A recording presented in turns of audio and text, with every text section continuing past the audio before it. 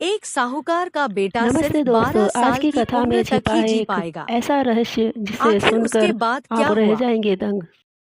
एक समय की बात है, किसी नगर में एक साहूकार रहता था। उसके घर में धन धान की कोई कमी नहीं थी, लेकिन उसके कोई संतान नहीं थी। इस कारण वह बहुत दुखी था। पुत्र प्राप्ति के लिए वह हर सोमवार का व्रत रखता था और पूरी श्रद्धा के साथ शिव मंदिर जाकर भगवान शिव और पार्वती की पूजा करता था। उसकी भक्ति देखकर एक दिन माँ पार्वती प्रसन्न हो गई और भगवान शिव से उसे साहूकार की मनोकामनाएं पूर्ण करने का आग्रह किया। पार्वती जी की इच्छा सुनकर भगवान शिव ने क्या कहा कि है पार्वती, इस संसार में हर प्राणी को उसके कर्मों का फल मिलता है और जिसके भाग्य में जो हो उसे भोगना ही पड़ता है। लेकिन पार्वती जी ने साहूकार की भक्ति का मन रखने के लिए उसकी मनोकामनाएं पूर्ण करने की इच्छा जताई। माता पार्वती के आग्रह पर शिवजी में साहूकार को पुत्र प्राप्ति का वरदान तो दिया, लेकिन साथ ही यह भी कहा कि इस बालक की आयु केवल 12 वर्ष की होगी। माता पार्वती और भगवान शिव की बातचीत को साहूकार सुन रहा था। उसे ना तो इस बात की खुशी थी और ना ही दुख। वह पहले की भांति शिवजी की पूजा करता रहा। कुछ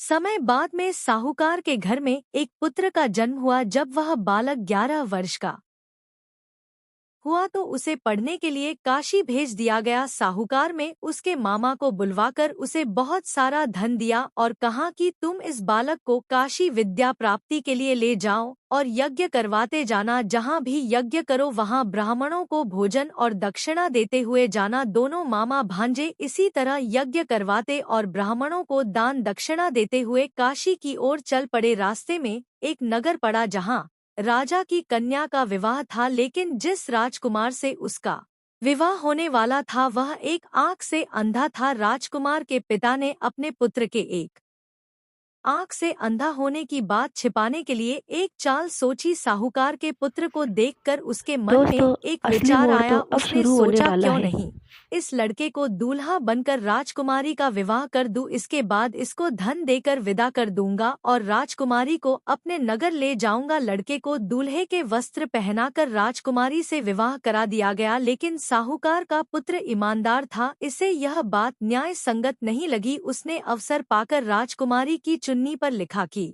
तुम्हारा विवाह तो मेरे साथ हुआ है, लेकिन जिस राजकुमार के साथ तुम्हें भेजा जाएगा वह एक आंख से अंधा है। मैं तो काशी पढ़ने जा रहा हूँ। जब राजकुमारी ने चुन्नी पर लिखी बातें पढ़ी तो उसने अपने माता पिता को यह बात बताई तो राजा ने अपनी पुत्री को विदा नहीं किया, जिससे बारात वापस चली गई। दूसरी और साहूकार का बेटा लड़का और उसकी मामा काशी पहुँचे और वहां जाकर उन्होंने यज्ञ किया। जिस दिन लड़के की आयु 12 वर्ष की हुई उसी दिन यज्ञ रखा गया। लड़के ने अपनी मामा से कहा कि मेरी तबीयत कुछ ठीक नहीं है। मामा ने कहा कि तुम अंदर जाकर सो जाओ। शिव जी के वरदान अनुसार कुछ ही देर में उसे बालक के प्राण निकल गए। मृत भांजे को देखकर उसके मामा ने विलाप ने शुरू किया। सहयोग वर्ष उस समय शिवजी और माता पार्वती जी उधर से जा रहे थे। पार्वती ने भगवान से कहा कि है स्वामी, मुझे इसका रोने का स्वर सहन नहीं हो रहा है। आप इस व्यक्ति के कष्ट को अवश्य दूर करें।